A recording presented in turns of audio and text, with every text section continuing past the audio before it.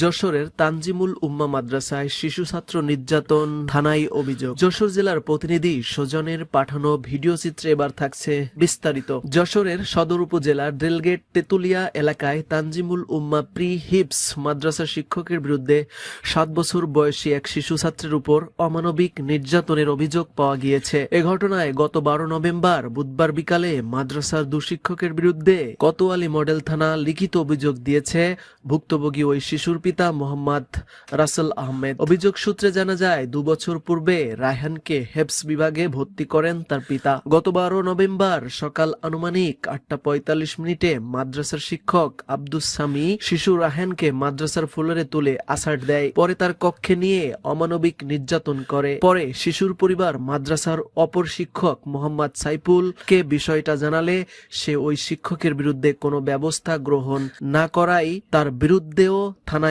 অভিযোগ দেয় ভুক্তভোগী শিশুর পিতা। এ বিষয়ে অভিযুক্ত ওই শিক্ষক আব্দুস সামির কাছে জানতে চাইলে তিনি তার ভুল স্বীকার করেন। মাদ্রাসার শিক্ষক সাইফুল ইসলাম বললেন, শিশুর পরিবারের অভিযোগ প্রাপ্তির পর শিক্ষক আব্দুস সামিকে মাদ্রাসা থেকে স্থায়ীভাবে বহিষ্কার করা হয়েছে। এ বিষয়ে জানতে কোতোয়ালি মডেল থানার ভারপ্রাপ্ত কর্মকর্তা আবুল হাসনাতের মুঠোফোনে ফোন দিলে সে ফোন রিসিভ করেনি।